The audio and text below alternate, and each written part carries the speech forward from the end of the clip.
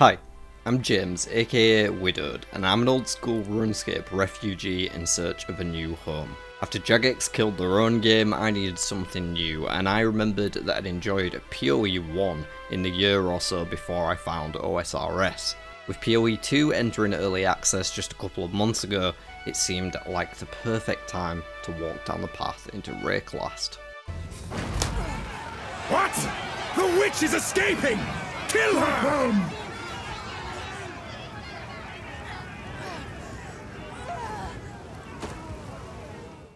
The best way I can describe Path of Exile 2 is as if Elden Ring and PoE 1 had a love child, which is good because PoE 1 is the only ARPG that's ever held my attention for more than an hour, and Elden Ring is the only Souls-like that's ever held my attention for more than an hour. If you've never played either of these games, I'm going to break it down in this video from the perspective of a player coming from MMORPGs, specifically old school RuneScape. An ARPG is somewhat like an MMORPG in the sense that you're a part of an online community. You can see and interact with other players when you're in a settlement, or party up to do content together, though most people do tend to go it alone. Like MMOs though, a global player-driven economy is present in the game, with marketplaces that allow players to trade for items that they might not otherwise be able to acquire. You don't have to interact with trading mechanics though, if you prefer to earn everything yourself. Much like Iron Man mode in RuneScape, solo self-found stops you from being able to trade with other players. There's even a hardcore version for those of you who are real gluttons for punishment.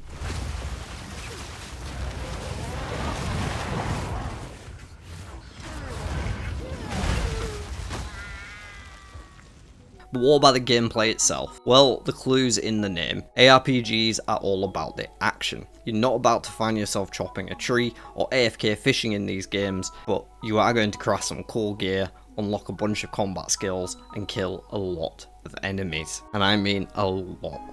Mowing down hordes of pesky creatures as you explore procedurally generated maps is the core of the ARPG experience, with extensive character and build customization being one of the main factors that excites players within the genre. Path of Exile 2 has a wealth of options available to make a unique character build. Let's take a look at a couple of examples for those of you less familiar. Lots of games let you throw a fireball, but not many of them let you determine exactly how your fireballs work. Maybe you want to actually split your lone fireball into 3, firing them in a cone in front of you, and you can with the multiple projectile support gem. Every skill in PoE can be augmented with a variety of support gems to modify the way they operate. 3 fireballs still not enough? Have them chain from one enemy to another so they don't die out quite as quickly. And if you're still not satisfied with the amount of fire on your screen, add the Spell Echo support gem to add an extra wave of fireballs to your onslaught. The possibilities are endless. And you're going to need to experiment in order to conquer the challenges the game has to offer. The boss fights in PoE 2 are one of the best parts of the whole experience, offering intense and strategic fights with a fast pace that's reminiscent of Souls-like games, having you dodge roll in enemy attacks and combining your abilities together to push your build the extra mile. You'll probably die a lot learning how to tackle each boss.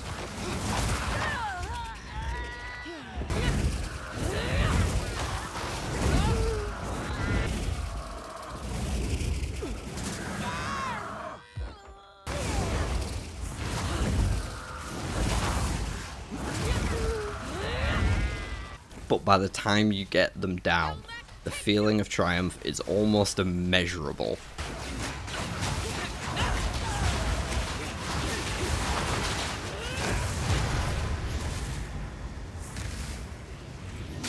Somehow, I've been cheated out of another kill.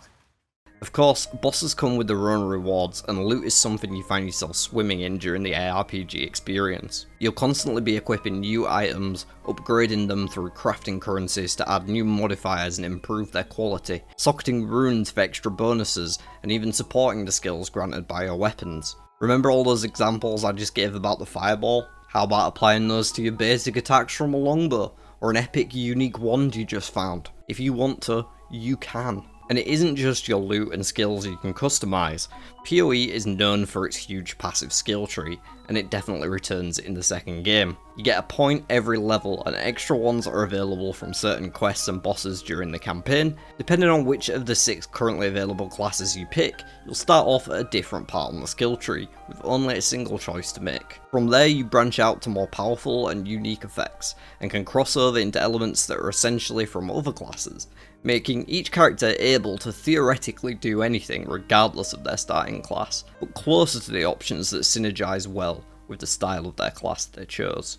For me, this is fantastic. I've always been a brewer. If I'm playing Magic the Gathering, my favourite format has to be Cube because of all the wacky combos you can come up with, and the same definitely applies here. As usual, my first build is trying to do far too much at once, and while it's definitely not the most optimal path, it's so much fun to play with the kooky concoction of hexing curses and damage over time effects stacked on top of a poisonous totem shooting from a ring of fire with flaming skulls that trigger comets of ice to rain from the sky when they die. All while my army of goofball skeletons shamble around like idiots and pretend they're doing something important. It is a beautiful storm of chaos. And that's before we even start to talk about ascendancies. Currently there are 2 to choose between for each class. As a witch, I could specialise as an infernalist or a blood mage, and of course, I chose blood mage. Ascendancies allow you to push the strength of your build further, whilst often including unique drawbacks in the process. For example, now that I'm a blood mage, all of my spells cost me life as well as mana. A steep price to pay, but with the amount of damage I can output, it's worth it to get a 10% life leech effect on all my spells. By completing various trials found through the game, you can progress deeper into your ascendancy tree. Personally, I'm really looking forward to compounding the Blood Mage's critical hit bonuses with nodes on the passive skill tree that I've already pathed my way towards. It's worth pointing out at this stage, this isn't even the full game. It's only the early access version. Grinding Gear Games still plan to release another 6 classes, each with their own ascendancies, as well as a third ascendancy for all 12 classes, for a total of 36 specialised ways you can play. Not to mention, the current campaign is only half available. In early access, the story progresses through 3 acts, before stopping where you would usually be supposed to enter the 4th. Rather than skipping 20 levels to the endgame level boundaries that the next 3 acts are supposed to cover, or delaying the beta entirely, GGG decided to include Cruel difficulty. Effectively a new game plus, you go through the first 3 acts for a second time, against harder odds, though of course by this stage you also have a lot more power. The first 3 acts are amazing and I really enjoyed my journey, paying attention to the story beats without needing to read masses of dialogue or quest log entries, and relishing the moments when I finally got to take down the epic bosses that had been taunting me through that region. I can't wait to see what the next 3 hold, but for now I'm content with Cruel mode providing a more fluid path to the endgame experience. And the endgame in Path of Exile 2 is something we have to talk about, because it is absolutely fucking massive.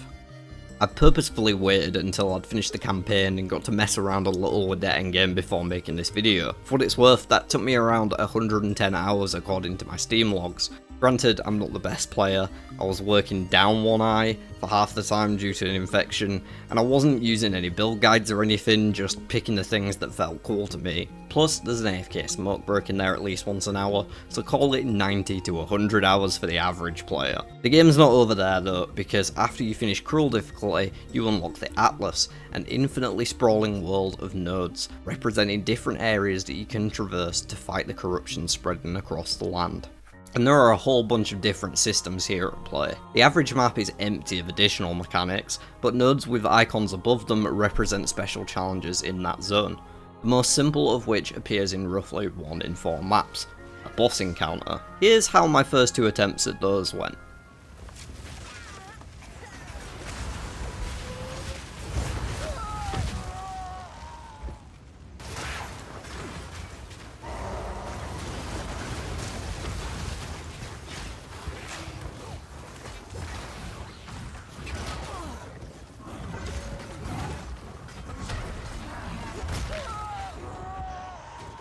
And you might have noticed those were different bosses. That's because when you die in a map, you'll lose all of its special encounters, resulting in a blank map for you to complete if you want to progress forward from that node on the atlas. This is definitely a harsh contrast to the campaign, where we're taught to die as many times as we like in order to learn the bosses or even just warm up a little on the mechanics before the fight. I know I certainly died a lot to bosses in cruel mode that I'd already beat in normal mode because I needed to warm up a bit first, even if I did already know how the mechanics worked. You don't get this opportunity in maps though. You can leave and return to bank the loot you found within a map and re-enter the instance up to 6 times from the portals that spawn when you create it. But if you die, all the portals to the instance disappear and so do your bosses and special mechanics. It's not all doom and gloom though. Even though I haven't killed an endgame boss yet, I did experience what I think was a relatively successful interaction with the delirium mechanic, which spawns a rolling fog that you must kill monsters inside to accrue awards. You also might come across breaches in reality, expeditions to blast mine loot from the earth, ritual altars, hideouts, corrupted maps, towers, realm gates, citadels, or even at the very pinnacle of endgame content, the burning monolith. No clue what half of that is, but it sounds cool. Still, I can't help but feel that more could have been done to ease newer players into the endgame experience. Waystones, which are used to access maps, have like 16 tiers of difficulty, so why is it that you only get 1 life no matter what tier of waystone you're using? Surely the lower level should have a bit of an easier curve than going from infinite deaths to don't die at all. That being said, we have to remember this is still only the early access version of the game. It's not finished yet, and the endgame in particular is something they've admitted has had less testing than the campaign. I'm not worried about how it feels right now because I know how passionate the team behind PoE is at engaging with the community and making sure they hear the players' voices and concerns. Having just quit a long-term addiction in old school RuneScape because of how shit Jagex was treating us, this is far more important to me than the beta version of the game having a perfect endgame. I'm sure it'll get there, but right now it's a bit clunky and the penalties for death are a bit too steep to encourage new players to get deep into it. And I have to give a shout out here to the YouTube channel Talkative Try. I've been binging his podcasts over the past week or two as a way to get in touch with the pulse of the community myself, and I see that I'm not alone in my in-game sentiments. That being said, hearing how he and other prominent creators from the PoE scene talk about grinding gear games has definitely given me the confidence I need to mentally invest in this game myself. Try even interviewed the game's director himself, Jonathan Rogers, who's been known to frequently provide video updates, patch overviews and answer Q&As on a variety of content creators channels alongside co-director Mark Roberts. The transparency these two show to the community and their clear dedication to making a AAA game experience out of their own backyard is astonishing. I mean, how many game directors will do a 2-hour Q&A for no special occasion but to listen to community concerns and address what they're doing to combat the issues? Overall, the endgame is the only part of the experience that currently feels weak to me. It's not that the core of it is bad, like I say, but the death penalties need to be lessened at the entry levels to make people want to do more. Like I say though, I'm sure it will get there. The campaign is incredible and the variety of enemy types, boss fights and abilities in the game is truly unmatched, especially for a game that hasn't even released half its core content yet.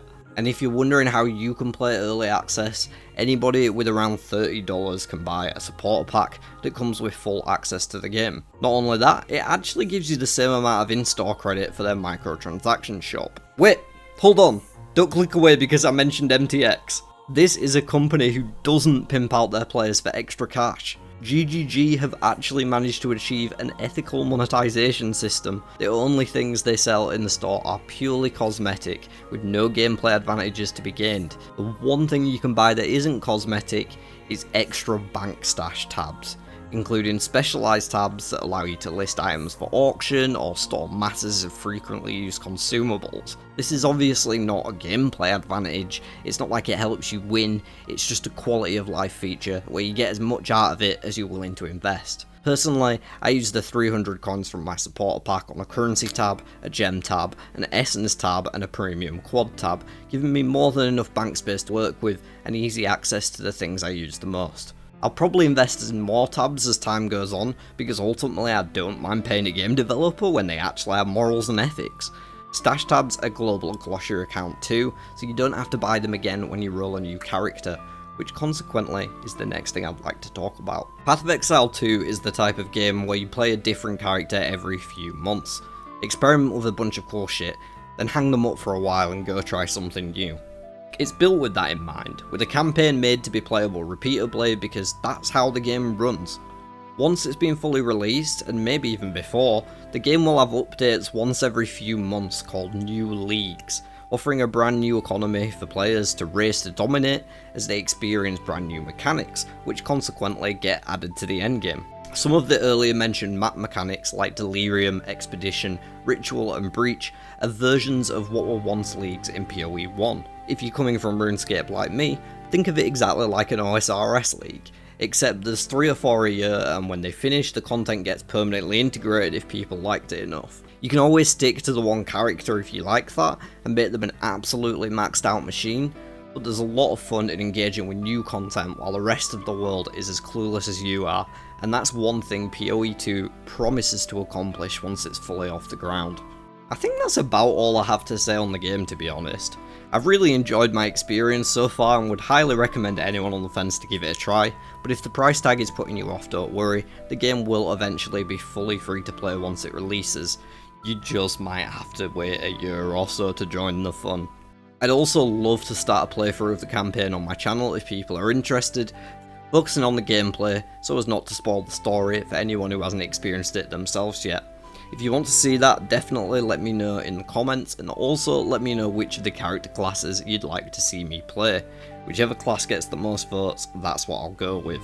Though I will be removing Witch from the list, given the fact my first character was a Witch, and I'd like to try a new one. That leaves us with the Warrior, a slow and tanky class that hits hard. The Ranger, an evasive, long-distance attacker. The Monk, who channels the elements in fast and agile attacks. The Sorceress, who is one with the elements and time itself, and the Mercenary, who uses a variety of crossbow attachments to hunt down his foes. Let me know in the comments which class you want to see, and don't forget to hit the like button too, and subscribe to the channel so you don't miss any of my future content. With all that being said, look after yourselves, be lovely to one another, and I'll see you on the next one.